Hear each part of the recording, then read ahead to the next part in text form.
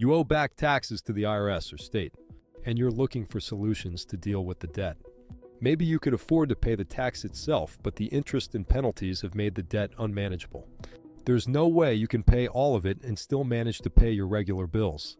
If only you could get the IRS to remove some of the interest or maybe the penalties. But how do you do that?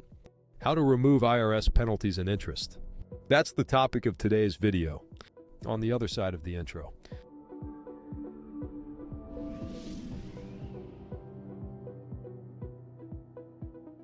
What's up, everyone? Adam here from Legacy Tax. We are the premier tax resolution firm in the United States. We've helped thousands of clients with unfiled tax returns, back taxes, tax liens, and of course, IRS levies. You don't have to fight the IRS alone. You can reach us at 1-877-538-9546. You can also check us out online. Go to www.levyking.com. We've also put out a free ebook called End of the Tax Nightmare: Insider Secrets to Beat the IRS and Reduce Your Tax Debt. Inside the book, we'll show you how to stop IRS levies, liens, and garnishments without paying the tax in full. How to set up the payment plan that you need, and not the one that the government want you to have. How to potentially settle your tax debt for less than you actually owe. Our book has been a top seller on Amazon for years, and you can buy it right now for $19.99, but I want to give you a copy of the book absolutely free. Just go over to our website, www.endthetaxnightmare.com, and enter your name and email, and we'll send you a copy right away. No charge. Not even for shipping. Totally free. Before we go any further with the video, please take a moment to subscribe to our channel, and don't forget to smash that like button for the YouTube algorithm and hit the notification bell so you'll get a heads up each time we drop a new video. Okay, let's dive into today's content. Have you ever taken a moment to look at your tax transcript? If you had, you might have noticed that the IRS charges significant penalties and interest, and even interest on top of the penalties. Sometimes the interest and penalties can be more than the original tax debt itself. This can take a situation from bad to worse really quickly. Today, I'm going to break down a few of the strategies that we use to get the IRS to remove some of those penalties and maybe a little interest too. The first strategy is first-time penalty abatement, known as FTA. This is the quickest and easiest way to have penalties removed from your balance. You can request first-time penalty abatement if your penalty was assessed for failure to file, failure to pay, or failure to deposit. You cannot request first-time abatement if your penalty was assessed for what is called substantial understatement of tax, nor can you get an FTA for criminal penalties or civil penalties. Watch my previous video for more info on the substantial understatement penalty. In order to qualify for FTA, you must meet these qualifications. You must have filed all required returns or be on extension.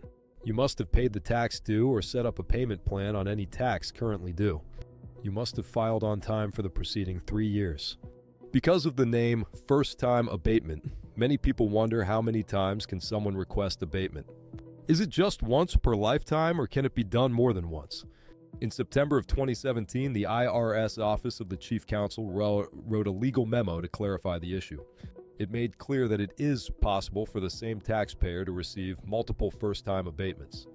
For example, a taxpayer might receive first-time abatement for tax year 2010, be compliant for tax years 2011 through 2014, and then receive an additional first-time abatement for tax year 2015. So it seems that first-time abatement can be done as often as every 4 years. Next up is abatement for cause.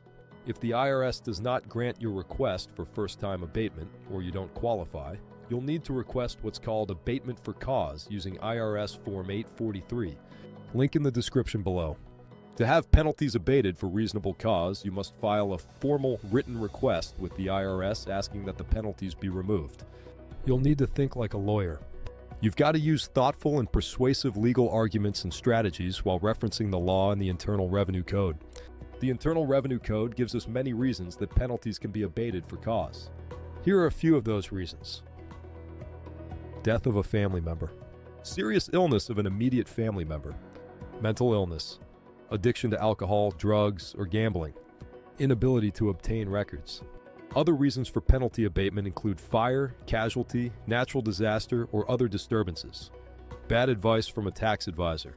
extended military service, ignorance of the law, and lastly, forgetfulness. You can apply for penalty abatement for reasonable cause by submitting Form 843 to the IRS. Be sure to cite every reason that applies to your situation. It's always better to cite more IRM reasons than to cite fewer reasons. This is because your initial request for penalty abatement could be denied, in which case you'll need to appeal and have an IRS appeals officer decide your case.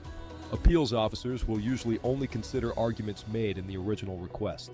So if it wasn't in your original request, it won't be heard on appeal, and appeals is your best option for receiving abatement for cause. Before you go down the road of penalty abatement, you need to look over your balances and determine whether you will be able to pay the tax after the IRS removes the penalties.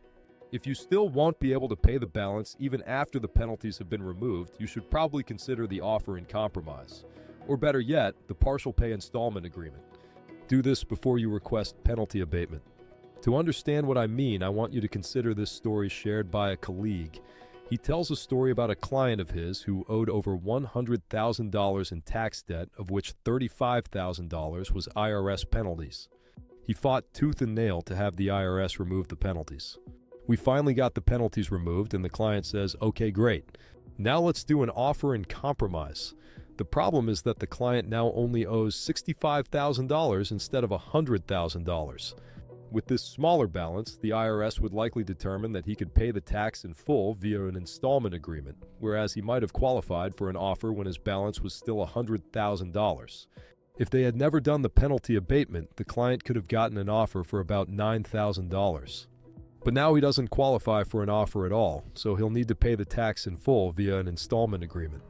My point is that even though penalty abatement is an excellent tool to resolve your tax debt, you'll need to do your offer in compromise calculations first to make sure you're not trading dollars for dimes.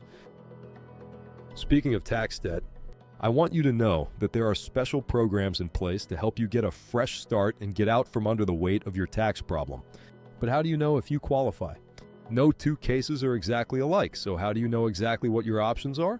Well, I've created a free tool to help get you qualified for a fresh start. Just head over to www.levyking.com or click the link below.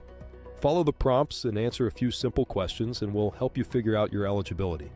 That website again is www.levyking.com, or you can give us a call at 1-877-538-9546.